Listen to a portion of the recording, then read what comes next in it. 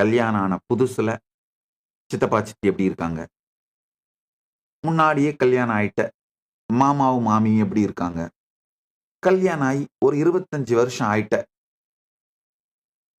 பெரியப்பா பெரியம்மா எப்படி இருக்காங்க, கல்யாணம் ஆகி 50 வருஷம் ஆயிட்ட தாத்தா பாட்டி எப்படி இருக்காங்க. இந்த எல்லா நிஜ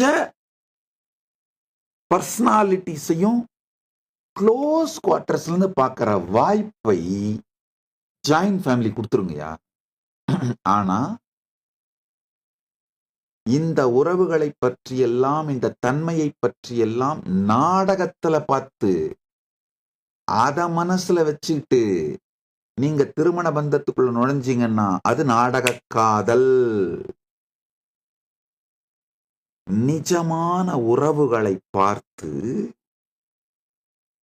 அது மனசுல பதிஞ்சு அது சார்ந்து முடிவுகளை எடுத்தீங்கன்னா, அது சார்ந்த நபர்களை உங்க வாழ்க்கையோட லட்சியமா வச்சீங்கன்னா அந்த உறவோட முதிர்ச்சியே வேறங்க. சோ இந்த எல்லா நிலைகளையும் விளக்குறேன், புரிஞ்சுக்கோங்க. இதை ஆழ்ந்து புரிஞ்சுக்கிட்டீங்கன்னா உங்க இஷ்ட தெய்வம் நீங்க சாதனையில ஈடுபடும் பொழுது உங்களுடைய இஷ்ட தெய்வம் மாறுவது, உங்களுடைய பாவனை இஷ்ட தெய்வத்தோடு இருக்கின்ற பாவனை மாறுவது, அதுக்கடுத்து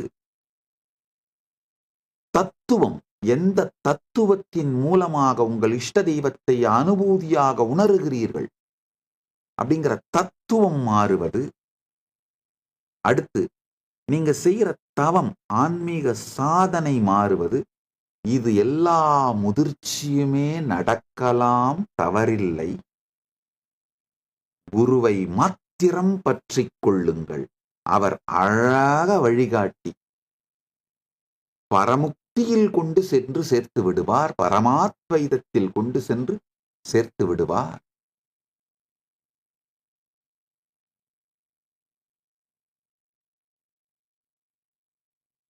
உடனே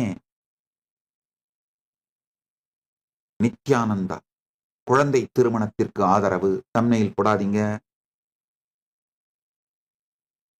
ஐயா. ஒரு ஜெனரேஷனுக்கு முன்னாடி நான் பிறந்து வளர்ந்த குடும்பத்தில் என்னுடைய